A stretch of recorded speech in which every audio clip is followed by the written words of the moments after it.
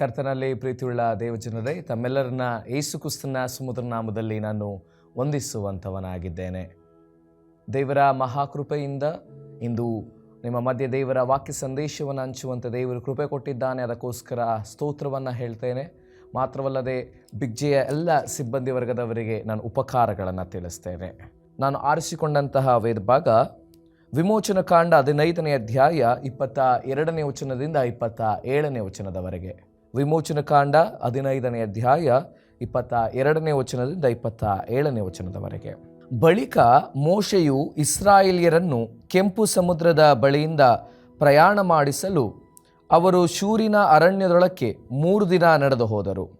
ಅಲ್ಲಿ ಅವರಿಗೆ ನೀರು ಸಿಕ್ಕಲೇ ಇಲ್ಲ. ತರುವಾಯ ಮಾರಾ ಎಂಬ ಸ್ಥಳವನ್ನು ಸೇರಿದರು. ಆದರೆ ಆ ಸ್ಥಳದ ನೀರು ಕಹಿಯಾದದ್ದರಿಂದ ಅವರಿಗೆ ಅದನ್ನು ಕುಡಿಯುವುದಕ್ಕೆ ಆಗದೆ ಹೋಯಿತು. ಅದರಿಂದಲೇ ಆ ಸ್ಥಳಕ್ಕೆ ಮಾರಾ ಎಂದು ಹೆಸರಾಯಿತು.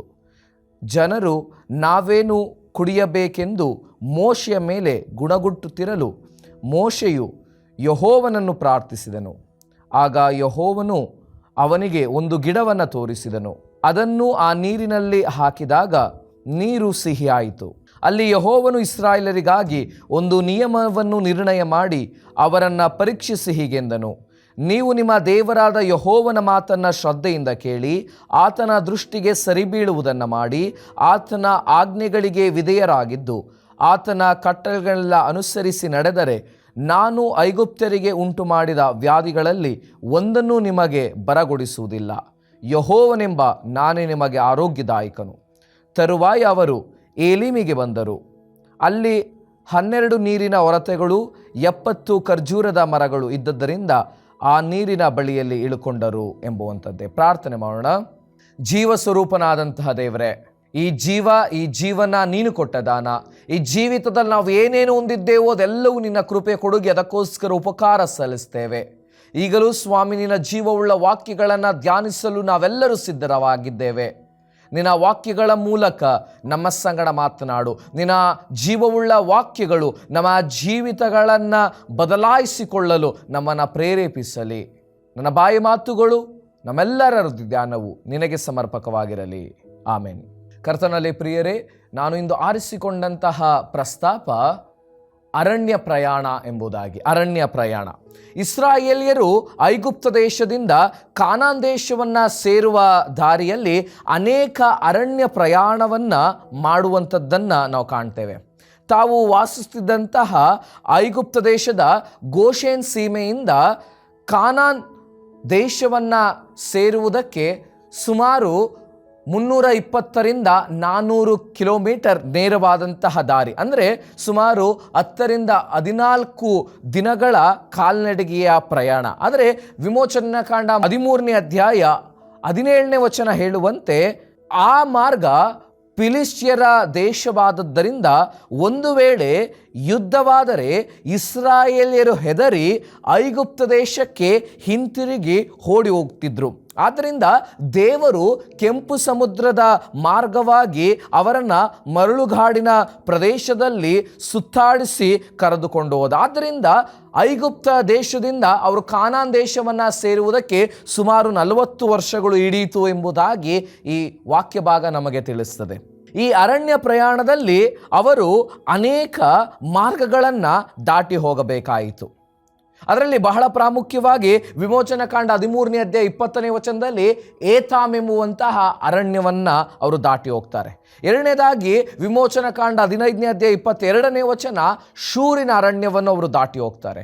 ಮೂರನೇದಾಗಿ ವಿಮೋಚನ ಕಾಂಡ 16ನೇ ಅಧ್ಯಾಯ 1ನೇ ವಚನ ಸೀನ್ ಎಂಬುವಂಥ ಅರಣ್ಯವನ್ನು ದಾಟಿ ಹೋಗ್ತಾರೆ. ವಿಮೋಚನ ಕಾಂಡ 19ನೇ ಅಧ್ಯಾಯ 1ನೇ ವಚನ ಸೀನಾ ಎಂಬುವಂತಹ ಅರಣ್ಯ ಪ್ರದೇಶವನ್ನು ಅವರು ದಾಟಿ ಹೋಗ್ತಾರೆ. ಅದರಲ್ಲಿ ಏತಾಮ್ ಎಂಬುವಂತಹ ಅರಣ್ಯ ಪ್ರದೇಶ ಅದು ಐಗುಪ್ತ ದೇಶಕ್ಕೆ ಸಂಬಂಧಪಟ್ಟಂತಹ ಒಂದು ಅರಣ್ಯ ಪ್ರದೇಶವಾಯಿತು. ಅಂದರೆ ಅವರು ಗೋಷೇನ್ ಸೀಮೆಯಿಂದ ಕೆಂಪು ಸಮುದ್ರದ ಬಳಿಗೆ ಬರಬೇಕಾದ್ರೆ ಈ ಏತಾಮ್ ಎಂಬುವಂತಹ ಅರಣ್ಯ ಮಾರ್ಗವನ್ನ ದಾಟಿ ಸಂಪೂರ್ಣವಾಗಿ ಅವರು ಈಗ ಈಜಿಪ್ಟನ ಗಡಿಯನ್ನ, ಐಗುಪ್ತ ದೇಶದ ಗಡಿಯನ್ನ ಕೆಂಪು ಸಮುದ್ರದ ಮೂಲಕ ದಾಟಿ ಬಂದಿರುವಂಥದ್ದನ್ನ ನಾವು ಕಾಣುವಂಥವರಾಗಿದ್ದೇವೆ. ಕೆಂಪು ಸಮುದ್ರವನ್ನ ದಾಟಿದ ನಂತರ ಅವರು ಶೂರ್ ಎಂಬುವಂಥ ಅರಣ್ಯದಲ್ಲಿ 3 ದಿನಗಳ ಪ್ರಯಾಣವನ್ನ ಮಾಡಿದ್ದಾರೆ. ಆದರೆ ಈ 3 ದಿನಗಳಲ್ಲಿ ಅವರಿಗೆ ನೀರು ಸಿಕ್ಕಲಿಲ್ಲ.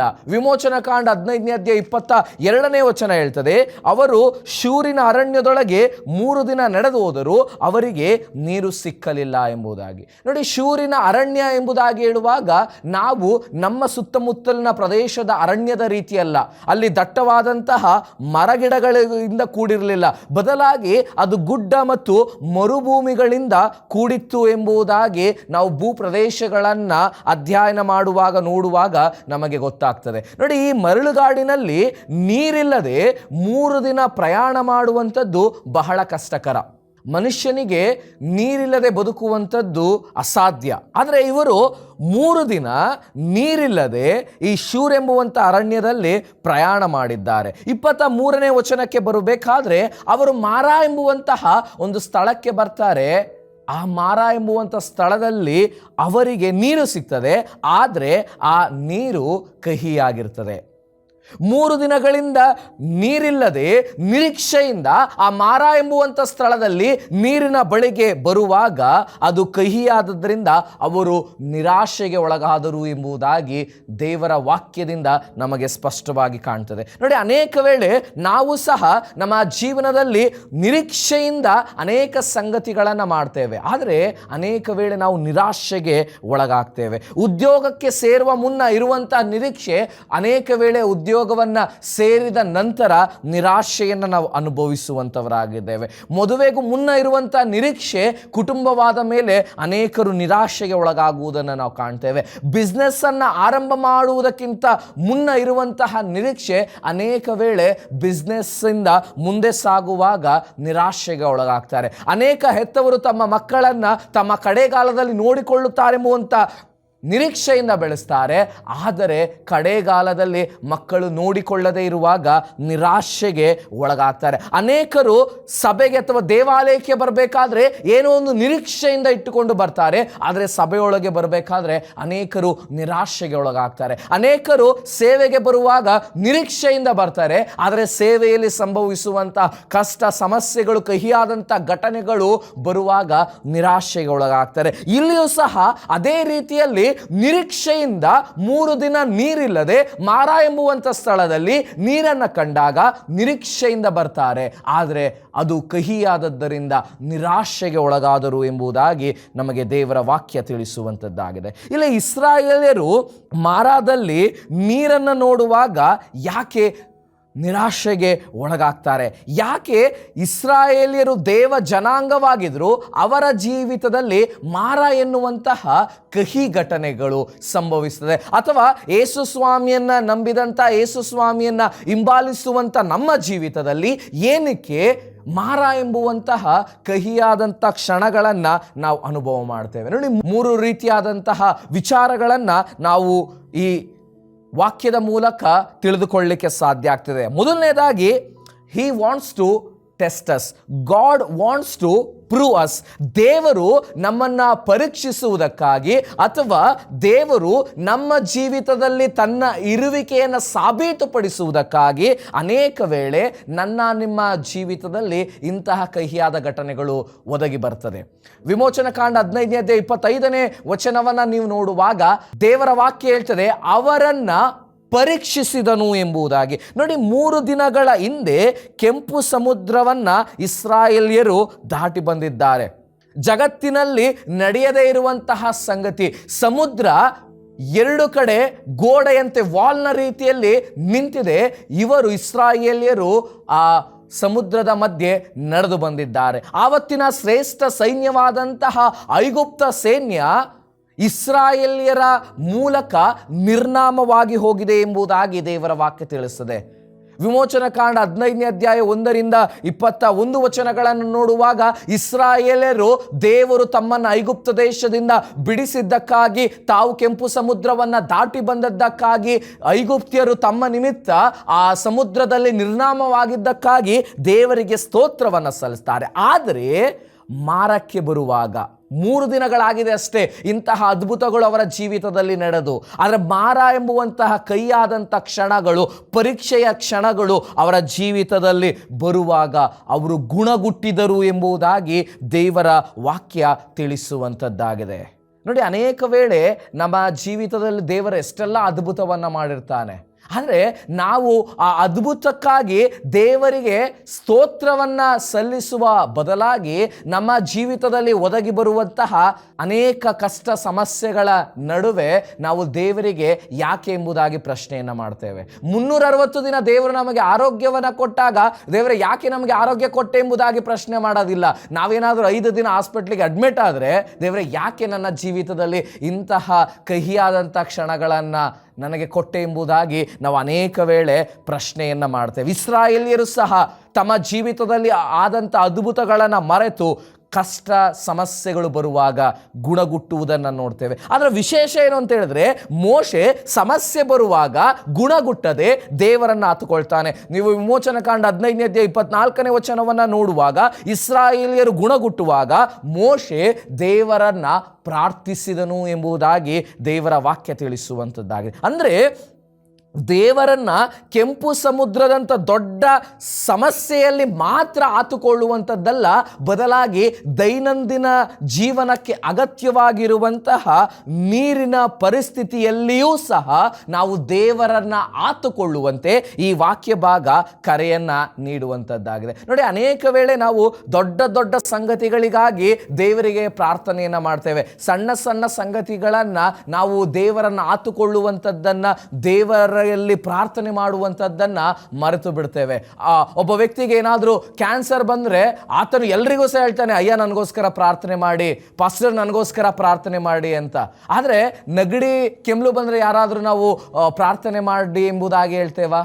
ಅನೇಕ ವೇಳೆ ನಾವು ದೊಡ್ಡ ಸಂಗತಿಗಳಿಗೋಸ್ಕರ ಮಾತ್ರ ದೇವರನ್ನು ಆತಿಕೊಳ್ತೇವೆ. ಆದರೆ ದೇವರ ವಾಕ್ಯ ಬಹಳ ಸ್ಪಷ್ಟವಾಗಿ ನಮಗೆ ತಿಳಿಸುವಂಥದ್ದಾಗಿದೆ. ಸಣ್ಣ ಸಣ್ಣ ಸಂಗತಿಗಳಲ್ಲಿಯೂ ಸಹ, ದೈನಂದಿನ ಜೀವಿತಕ್ಕೆ ನಮಗೆ ಬೇಕಾದಂಥ ಅವಶ್ಯಕತೆಗಳಲ್ಲಿಯೂ ಸಹ ನಾವು ದೇವರನ್ನು ಆತಿಕೊಳ್ಬೇಕು. ದೇವರ ವಾಕ್ಯ ಹೇಳ್ತದೆ, ಕೀರ್ತನೆ ಗ್ರಂಥ 50ನೇ ಅಧ್ಯಾಯ 15ನೇ ವಚನ, ಕಷ್ಟ ಕಾಲದಲ್ಲಿ ನನಗೆ ಮೊರೆ ಇಡಿರಿ, ಆಗ ನಿಮ್ಮನ್ನು ಬಿಡಿಸುವೆನು, ಆಗ ನನ್ನನ್ನು ಕೊಂಡಾಡುವಿರಿ ಎಂಬುದಾಗಿ. ಕರ್ತನಲ್ಲಿ ಪ್ರೀತಿಯುಳ್ಳಂತಹ ದೇವಜನರೇ, ದೇವರ ವಾಕ್ಯದಲ್ಲಿ ಯೇಸುವನ್ನು ನಂಬಿದರೆ ಕಷ್ಟಗಳೇ ಇಲ್ಲ ಎಂಬುದಾಗಿ ಎಲ್ಲಿಯೂ ಸಹ ಬರೆಯಲ್ಪಡಲಿಲ್ಲ. ಬದಲಾಗಿ ದೇವರ ವಾಕ್ಯ ಹೇಳ್ತದೆ, ಮತ್ತಾಯನ ಬರೆದ ಸುವಾರ್ತೆ 11ನೇ ಅಧ್ಯಾಯ 28ನೇ ವಚನದಲ್ಲಿ, ಎಲೆ ಕಷ್ಟಪಡುವವರು ఎవరెవరు ನೀವೆಲ್ಲ ನನ್ನ ಬಳಿಗೆ ಬನ್ನಿರಿ, ನಾನು ನಿಮಗೆ ವಿಶ್ರಾಂತಿ ಕೊಡುವೆನು. ನಾವು ಯೇಸು ಸ್ವಾಮಿಯನ್ನು ನಂಬುವಾಗಲೂ ಸಹ, ಆತನ ಮಕ್ಕಳಾದಾಗ್ಯೂ ಸಹ ನಮ್ಮ ಜೀವಿತದಲ್ಲಿ ಕಷ್ಟ ಬರ್ತದೆ. ಆ ಕಷ್ಟ ಏನಕ್ಕೆ ಅಂತ ಹೇಳಿದ್ರೆ, ನಾವು ದೇವರನ್ನು ಆತುಕೊಂಡು ಜೀವಿತವನ್ನು ನಡೆಸುವುದಕ್ಕಾಗಿ. ಎರಡನೇದಾಗಿ, ನಮ್ಮ ಜೀವಿತದಲ್ಲಿ ಯಾಕೆ ಮಾರದಂಥ ಕಹಿಯಾದಂಥ ಘಟನೆಗಳು ಸಂಭವಿಸುತ್ತದೆ? God wants to purify us. ದೇವರು ನಮ್ಮನ್ನು ಶುದ್ಧಗೊಳಿಸುವುದಕ್ಕಾಗಿ ಅನೇಕ ವೇಳೆ ಮಾರಾದಂತಹ ಕಹಿಯಾದಂಥ ಘಟನೆಗಳನ್ನು ನಮ್ಮ ಜೀವಿತದಲ್ಲಿ ತರ್ತಾನೆ. ನೋಡಿ, ಮಾರದಲ್ಲಿ ಸಿಕ್ಕಂತಹ ನೀರು ಕಹಿಯಾಗಿತ್ತು, ಅಂದರೆ ಕುಡಿಯುವುದಕ್ಕೆ ಯೋಗ್ಯವಾಗಿರಲಿಲ್ಲ. ಆದ್ದರಿಂದ ದೇವರು ಅದನ್ನು ಶುದ್ಧೀಕರಿಸ್ತಾನೆ. ಇಸ್ರಾಯೇಲ್ಯರು ಸಾಕಷ್ಟು ನೀರನ್ನು ಕುಡಿದರು ಎಂಬುದಾಗಿ ನಾವು ಅಲ್ಲಿ ಕಾಣುವಂಥವರಾಗಿದ್ದೇವೆ. ಇದು ಕೇವಲ ನೀರನ್ನು ಮಾತ್ರ ಶುದ್ಧೀಕರಿಸುವಂಥದ್ದಲ್ಲ, ಬದಲಾಗಿ ಇಡೀ ಇಸ್ರಾಯೇಲ್ ಜನಾಂಗವನ್ನ ಶುದ್ಧೀಕರಿಸುವಂತಹ ಸಂಕೇತವಾಗಿತ್ತು. ನೋಡಿ, ಇಡೀ ಇಸ್ರಾಯೇಲ್ಯರ ಅರಣ್ಯ ಪ್ರಯಾಣ ಅವರು ದೇವರು ಯಾರು ಎಂಬುದಾಗಿ ತಿಳಿದುಕೊಳ್ಳುವುದಕ್ಕಾಗಿ, ತಮ್ಮನ್ನು ತಾವು ಶುದ್ಧೀಕರಿಸಿಕೊಳ್ಳುವುದಕ್ಕಾಗಿ ಅರಣ್ಯ ಪ್ರಯಾಣದಲ್ಲಿ ದೇವರು ಅನೇಕ ಸನ್ನಿವೇಶಗಳನ್ನು ಅವರಿಗೆ ಒದಗಿಸಿಕೊಡ್ತಾನೆ. ಓದಿ ಕೇಳಿದಂಥ ವಾಕ್ಯ ಭಾಗದಲ್ಲಿ 26ನೇ ವಚನದಲ್ಲಿ, ಪರೀಕ್ಷಿಸಿ ಹೀಗೆಂತಾನೆ, ನೀವು ನಿಮ್ಮ ದೇವರಾದ ಯೆಹೋವನ ಮಾತನ್ನು ಶ್ರದ್ಧೆಯಿಂದ ಕೇಳಿ, ಆತನ ದೃಷ್ಟಿಗೆ ಸರಿಬೀಳುವುದನ್ನು ಮಾಡಿ, ಆತನ ಆಜ್ಞೆಗಳಿಗೆ ವಿಧೇಯರಾಗಿ ನಡೆದರೆ ಐಗುಪ್ತ್ಯರಿಗೆ ಉಂಟು ಮಾಡಿದ ವ್ಯಾಧಿಗಳಲ್ಲಿ ಒಂದನ್ನು ನಿಮಗೆ ಬರಗೊಳಿಸುವುದಿಲ್ಲ, ಯೆಹೋವನೆಂಬ ನಾನು ನಿಮಗೆ ಆರೋಗ್ಯದಾಯಕನು ಎಂಬುದಾಗಿ ದೇವರು ಯೆಹೋವ ರಾಫಾ ಎಂಬುದಾಗಿ, ಆರೋಗ್ಯದಾತನು ಎಂಬುದಾಗಿ ಅಲ್ಲಿ ಪ್ರಕಟಪಡಿಸಿಕೊಳ್ತಾನೆ. ಅಂದರೆ ಯಾವಾಗ ನಾವು ದೇವರ ಮಾತನ್ನ ಕೇಳಿ ದೇವರ ದೃಷ್ಟಿಯಲ್ಲಿ ಸರಿಯಾಗಿರುವುದನ್ನು ಮಾಡ್ತೇವೋ, ದೇವರಿಗೆ ವಿಧೇಯರಾಗಿ ನಡೆದುಕೊಳ್ತೇವೋ, ಆಗ ನಮ್ಮ ಜೀವಿತದಲ್ಲಿ ನಾವು ಆಶೀರ್ವಾದವನ್ನು ಹೊಂದಿಕೊಳ್ಳಲಿಕ್ಕೆ ಸಾಧ್ಯ ಆಗ್ತದೆ. ಯಾಕೆ ದೇವರು ಮಾರಾದಂತಹ ಕಹಿಯಾದಂಥ ಕ್ಷಣಗಳನ್ನು ನೀಡ್ತಾನೆ ಎಂಬುದಾಗಿ ಹೇಳಿದರೆ, ನಮ್ಮನ್ನು ಪರೀಕ್ಷಿಸಿ, ಪರಿಶೋಧಿಸಿ, ಪರಿವರ್ತನೆಗೊಳಿಸಿ, ಪರಿಶುದ್ಧಗೊಳಿಸುವುದಕ್ಕಾಗಿ. ನಾವು ದೇವರ ವಾಕ್ಯವನ್ನು ಕೇಳಿ ದೇವರ ದೃಷ್ಟಿಯಲ್ಲಿ ಸರಿಯಾಗಿ ನಡೆದು ಪರಿಶುದ್ಧರಾಗುವುದಕ್ಕಾಗಿ ಅನೇಕ ವೇಳೆ ನಮ್ಮ ಜೀವಿತದಲ್ಲಿ ಶೋಧನೆಗಳು ಎದುರಾಗ್ತದೆ. ಮೂರನೇದಾಗಿ ಹಾಗೂ ಕಡೆಯದಾಗಿ, god wants to prepare us. ದೇವರು ನಮ್ಮನ್ನು ಸಿದ್ಧಗೊಳಿಸುವುದಕ್ಕಾಗಿ ಅನೇಕ ವೇಳೆ ನಮ್ಮ ಜೀವಿತದಲ್ಲಿ ಕಹಿಯಾದಂಥ ಕ್ಷಣಗಳಿಗೆ ಅವಕಾಶವನ್ನು ಮಾಡಿಕೊಳ್ತಾನೆ. ನೋಡಿ, ಇಸ್ರಾಯೇಲ್ಯರ ಜೀವಿತದಲ್ಲಿ ಅಂತ್ಯ ಆಗಿರಲಿಲ್ಲ, ಬದಲಾಗಿ ಮುಂದೆ ಬರುವಂತಹ ಏಲಿಮ್ಗೆ ಅದು ಸಿದ್ಧತೆಯಾಗಿತ್ತು. ನೀವು ವಚನ 27 ನೋಡುವುದಾದರೆ, ಮಾರಾದಿಂದ ಏಲಿಮ್ಗೆ ಬರುವಾಗ ಅಲ್ಲಿ 12 ನೀರಿನ ಹೊರತೆಗಳು 70 ಖರ್ಜೂರ ಮರಗಳಿದ್ದವು ಎಂಬುದನ್ನು ದೇವರ ವಾಕ್ಯ ನಮಗೆ ತಿಳಿಸ್ತದೆ. ಅಂದರೆ ಅಲ್ಲಿ ಸಮೃದ್ಧಿಯಾಗಿ ಅವರು ತಿಂದು ಕುಡಿದರು ಎಂಬುದನ್ನು ದೇವರ ವಾಕ್ಯ ನಮಗೆ ಸ್ಪಷ್ಟಪಡಿಸುವಂಥದ್ದಾಗಿದೆ. ನೋಡಿ, ಈ ಸಂಖ್ಯೆಗಳು ಇಸ್ರಾಯೇಲ್ಯರಲ್ಲಿ ಬಹಳ ಪ್ರಾಮುಖ್ಯ. 12 ಎಂಬುವಂಥದ್ದು ಕುಲಕ್ಕೆ ಒಂದರಂತೆ 12 ಇಸ್ರಾಯೇಲ್ ಕುಲಗಳನ್ನು ಸೂಚಿಸುವುದಾದರೆ, 70 ಎಂಬುವಂಥದ್ದು 70 ಇಸ್ರಾಯೇಲ್ಯರ ಹಿರಿಯರಿಗೆ ಅದು ಸಮಾನವಾಗಿದೆ. ಇನ್ನೊಂದು ಕಡೆ ಐಗುಪ್ತ ದೇಶಕ್ಕೆ ಇಸ್ರಾಯೇಲ್ಯರು ಬರುವಾಗ ಕೇವಲ 70 ಮಂದಿ ಇರ್ತಾರೆ.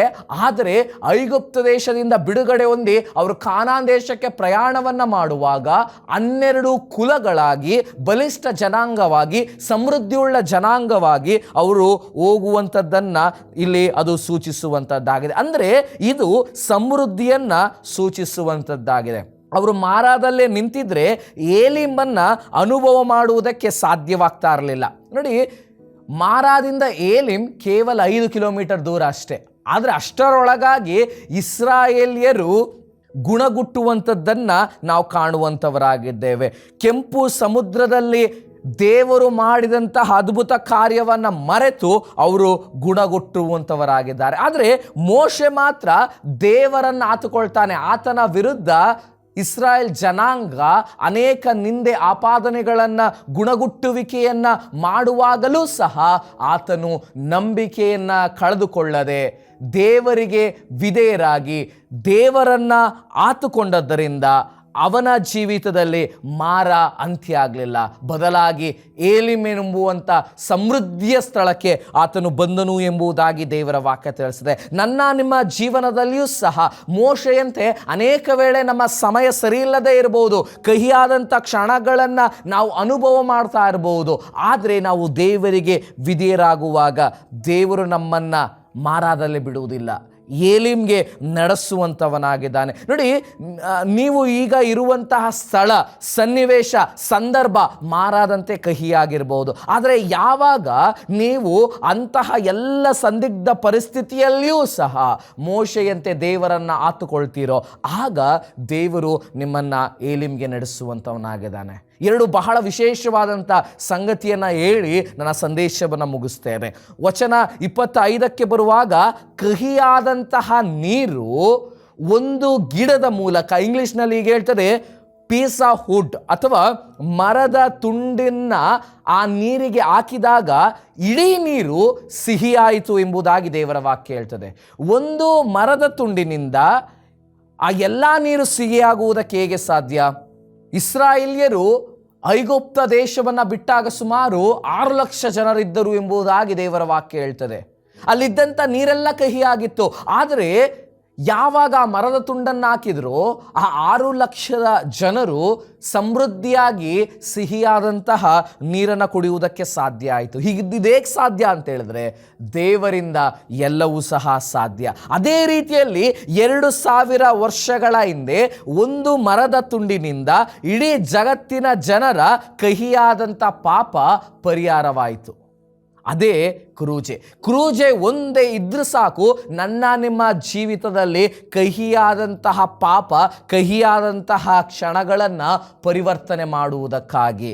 ದೇವರ ವಾಕ್ಯ ಹೇಳ್ತದೆ, ರೋಮಾಪುರದವರಿಗೆ ಬರೆದ ಪತ್ರಿಕೆ 5ನೇ ಅಧ್ಯಾಯ 19ನೇ ವಚನದಲ್ಲಿ, ಹೇಗೆ ಒಬ್ಬನ ಅವಿಧೇಯತೆಯಿಂದ ಎಲ್ಲರೂ ಪಾಪಿಗಳಾಗಿದ್ದರೋ ಅದೇ ರೀತಿಯಲ್ಲಿ ಒಬ್ಬನ ವಿಧೇಯತೆಯಿಂದ ಎಲ್ಲರೂ ನಿತ್ಯ ಜೀವವನ್ನು ಹೊಂದುವರು ಎಂಬುದಾಗಿ. ಕರ್ತನಲ್ಲಿ ಪ್ರೀತಿ ಉಳ್ಳಂತಹ ದೇವಜನರೇ, ಯೇಸು ಕ್ರಿಸ್ತನ ಶಿಲುಬೆ ಮರಣ ಪುನರುತ್ಥಾನದ ಮೂಲಕ ಕಹಿಯಾದಂಥ ಪಾಪದ ಸ್ಥಿತಿಯಲ್ಲಿರುವಂತಹ ನಾವು, ಕಹಿಯಾದಂಥ ನೋವನ್ನು, ಸಮಸ್ಯೆಯನ್ನು, ಕಷ್ಟವನ್ನು ಅನುಭವಿಸ್ತಿರುವಂತಹ ನಾವು ನಮ್ಮ ಜೀವಿತದಲ್ಲಿ ಆಶೀರ್ವಾದವನ್ನು ಹೊಂದಿಕೊಳ್ಳಿಕ್ಕೆ ಸಾಧ್ಯ ಆಗ್ತದೆ. ನೋಡಿ, ದೇವರು ಕಹಿಯಾದಂತಹ ನೀರನ್ನು ತೆಗೆದು ಸಿಹಿಯಾದಂತಹ ನೀರನ್ನು ಮಾಡ್ಬೋದಾಗಿತ್ತು. ದೇವರಿಗೆ ಆ ಶಕ್ತಿ ಇದೆ. ಯಾಕೆಂದರೆ ಕೆಂಪು ಸಮುದ್ರವನ್ನು ಗೋಡೆಯಂತೆ ನಿಲ್ಲಿಸಿದಂಥ ದೇವರು ಇಡೀ ನೀರನ್ನು ಹೊರಗೆ ತೆಗೆದು, ಕಹಿಯಾದಂಥ ನೀರನ್ನು ತೆಗೆದು ಸಿಹಿಯಾದಂಥ ಹೊಸ ನೀರನ್ನು ಕೊಡ್ಬೋದಾಗಿತ್ತು. ಆದರೆ ದೇವರು ಹಾಗೆ ಮಾಡಲಿಲ್ಲ.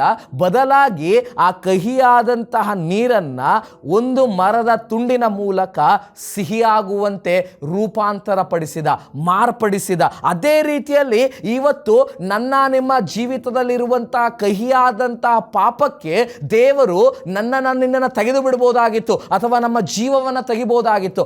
ಆದರೆ ಅದರ ಬದಲಾಗಿ ಶಿಲುಬೆ ಮೇಲೆ ಒಂದು ಮರದ ತುಂಡಿನ ಮೂಲಕ ತನ್ನ ಜೀವವನ್ನು ಕೊಡುವುದರ ಮೂಲಕ ಇವತ್ತು ನನ್ನಲ್ಲಿ ನಿಮ್ಮಲ್ಲಿ ದೇವರು ನಿತ್ಯ ಜೀವವನ್ನು ಉಂಟು ಮಾಡಿದ್ದಾನೆ. ನೋಡಿ, ಅನೇಕ ವೇಳೆ ನನ್ನ ನಿಮ್ಮ ಜೀವಿತದಲ್ಲಿ ಕಹಿಯಾದಂಥ ಕ್ಷಣಗಳು ಬರುವಂಥದ್ದು ನಮ್ಮನ್ನು ತೆಗೆದು ಬಿಡುವುದಕ್ಕಲ್ಲ, ಬದಲಾಗಿ ನಮ್ಮನ್ನು ರೂಪಾಂತರಗೊಳಿಸುವುದಕ್ಕಾಗಿ. ನನ್ನ ನಿಮ್ಮ ಉದ್ಯೋಗದಲ್ಲಿ ಬರುವಂಥ ಕಹಿಯಾದಂತಹ ಕ್ಷಣಗಳು ಉದ್ಯೋಗದಿಂದ ತೆಗೆದು ಬಿಡುವುದಕ್ಕಲ್ಲ, ಉದ್ಯೋಗದಲ್ಲಿ ರೂಪಾಂತರಗೊಳಿಸುವುದಕ್ಕಾಗಿ. ನನ್ನ ನಿಮ್ಮ ಕುಟುಂಬ ಜೀವಿತದಲ್ಲಿ ಬರುವಂತಹ ಕಹಿಯಾದಂತಹ ಕ್ಷಣಗಳು ಕುಟುಂಬದಲ್ಲಿ ನಮ್ಮನ್ನು ಬೇರ್ಪಡಿಸುವುದಕ್ಕಲ್ಲ, ಬದಲಾಗಿ ಕುಟುಂಬದಲ್ಲಿ ಮಾರ್ಪಾಟನ್ನು ಉಂಟು ಮಾಡುವುದಕ್ಕಾಗಿ. ನನ್ನ ನಿಮ್ಮ ಜೀವಿತದಲ್ಲಿ ಬರುವಂತಹ ಅನಾರೋಗ್ಯ ನನ್ನ ನಿನ್ನ ಜೀವಿತದಲ್ಲಿ ರೂಪಾಂತರವನ್ನು ಉಂಟು ಮಾಡುವುದಕ್ಕಾಗಿ.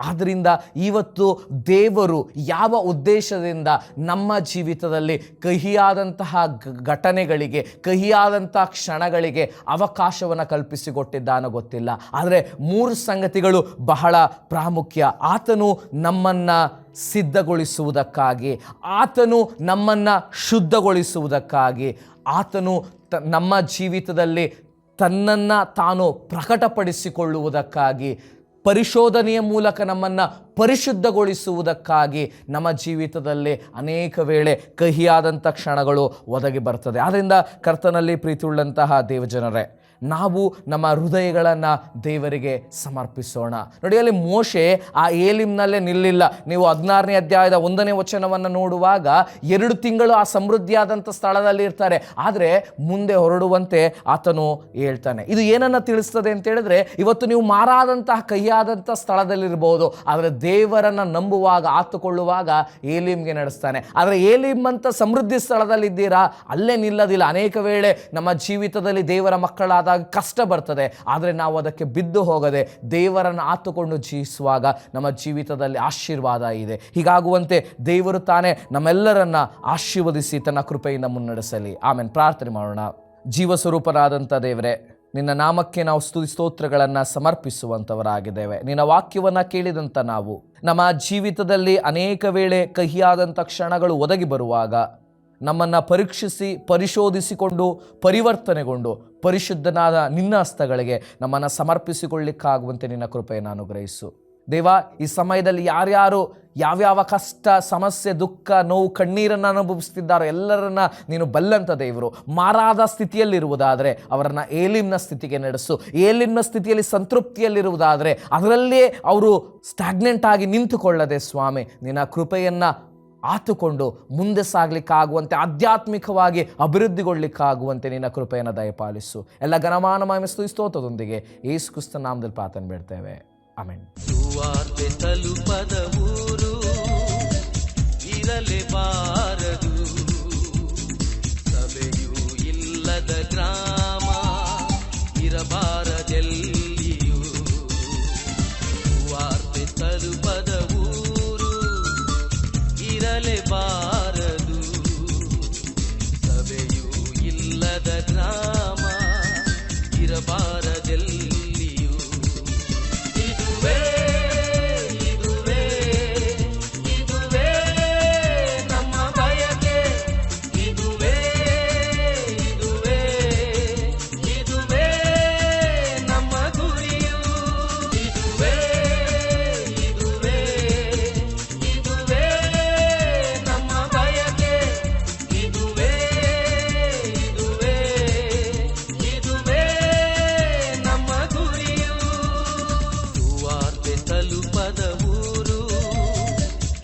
ಇರಲೇಬಾರದು.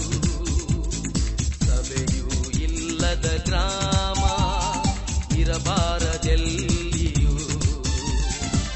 ವಾರ್ತೆ ತಲುಪದ ಊರು ಇರಲೇಬಾರದು.